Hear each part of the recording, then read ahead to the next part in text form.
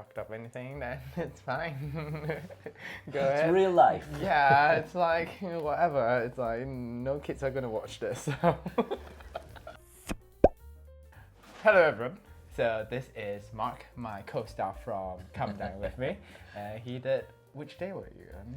It was the Thursday, the fourth day. Yeah. The fourth day, right? Yeah. And on the fourth day, he made one of the coolest dessert, one to die for, which is the what is it called? Chocolate Espresso Pots. So what are we gonna do first?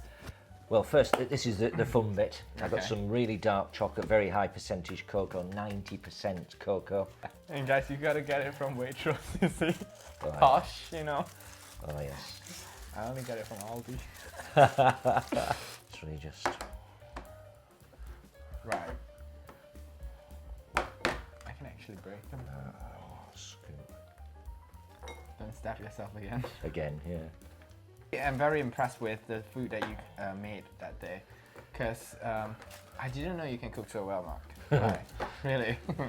I do enjoy it. You know, it is just a hobby, but I do like, I get pleasure out of cooking a good meal. And if I see something good on TV or go to a nice restaurant and have something, I want to try and replicate that. Yeah. And try and do a, you know, try and make it similar. Or open a fridge up and just see what is there. Right. And try and just use things that you know will probably go together, but I don't have to be following a recipe. Like this is much more precise because it's got to set properly, and the biscotti that we're doing is more of a baking thing, so it has to be, you can't just throw things in and mix the quantities up. But some things I just invented the day before, and especially with having to make it vegan friendly as well, as we all needed to. That meant a little bit of experimentation, things I'd literally never tried before in my life. Mm-hmm. You got the call like a day before that you're on, and then for you to just take that chance and then just try everything out. We only live once kind of attitude there. I think, what have you learned from it though?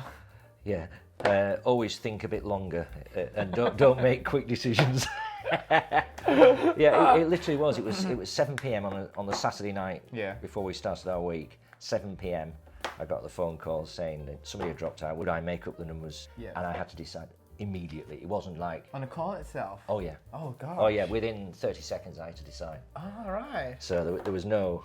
Oh, you're okay. Ring back later. I thought they were gonna give you like at least an hour to think about it. No, they said they needed to know there and then, because if I said no, they'd have to find somebody else. Yeah. So they had to keep ringing round. So it was either decide, and I'd already told myself if they ever did, that I would do it. But I didn't expect it to be so close to the starting of the filming. Yeah. I thought it would be, maybe a week before. Week at least. Not less than 24 hours. And that was it. They literally wanted, it was 7 o'clock at night. Then they said, okay, you've said yes. We'll now get the producer to call you. So there was another call later on. And then they said, this is what we want to do, and get the film crew to come round, the TV crew to come round the next day. Wow. I'm just going to put some cream in with that chocolate because I'm going to melt that and leave it. We might as well leave that go because it takes a little while. So we're going to put the cream in here.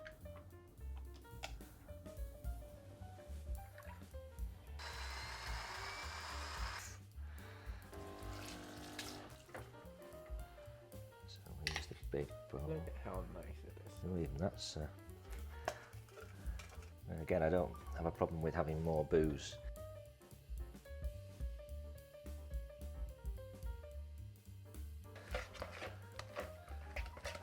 You know what? Like this one would really go well with like if you've got like churros. You just Yeah. dip it in the top. Yeah, Oh very my similar, God, isn't it? This is so good. Yeah, right. So the idea now is that we lick the thumb.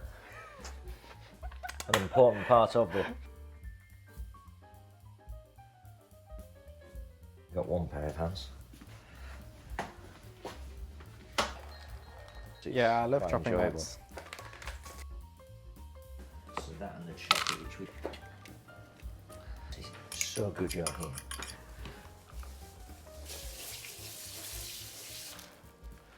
How much do you need? The almond essence into the beaten egg. So this is just one drop. Oh my That was more of a God. splash than a drop, wasn't it?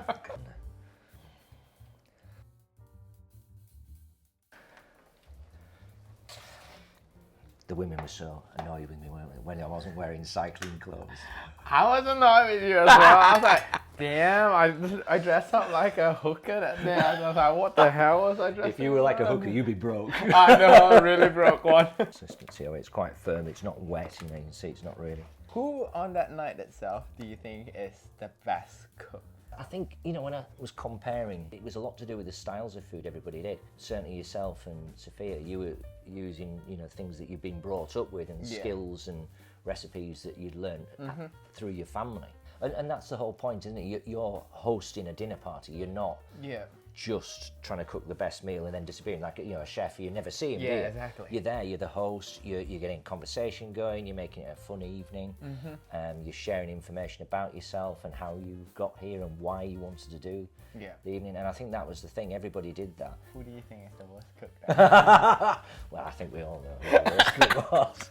I think she told us that she was the worst cook. Poor old Jill, So we were saying like Mark always makes like really, really good food for himself. Like we can never ever do that. Like even though I love cooking, I will never spend that much time if I'm alone at home. Well, I've always enjoyed going out for food, but I was never particularly sophisticated about cooking. It was always encouraged when we were at home to do things to help when my mum was cooking or my dad was cooking. But only very simple things. I love local food. I'm not one of these that goes on holiday and I want to find the one that does like the British pub with a Sunday roast or a McDonald's or cook English breakfast. But when I'm on holiday, I want to experience those. And every time, to me, that's just another little idea that I'll try, experiment at home, check things, look at things on the internet or buy a cookery book and getting something that was close to either the holiday I've been on or to a good restaurant locally. Biscuits smell good. Nice. Thank you very much. Totally tastes good. Okay. Something that went horribly wrong on the reel, Come Dine with me, is I forgot to take the chocolate mousse out of the fridge and they were solid. So it wasn't the way it should be. The idea is we should be able to dip in this and it's like a sauce, a thick chocolate sauce. Like you said, it's like a cold version of the sauce you get with a churro or something like that. And it's just about, There you go. There you go. During the pandemic lockdown and everything else. That whole week, the better we all got on, the closer we all got. Yet we'd still never even shake each other's hands, never mind had a hug. And every day we met each other, it felt like that's what you should be doing. You had to stop, didn't you? We've got somebody no hugs, no shake. Well, it's like we used to arrive about the same time, didn't we? Those cars, when we were all there in separate cars, and you'd be there eating your KFC. Because you've got to eat before you go for a meal, don't you? I'm making myself available for dates. So to my friends who are watching this, this is Mark. He's got a good professional life and pretty nice kitchen. So I can cook. Get in touch.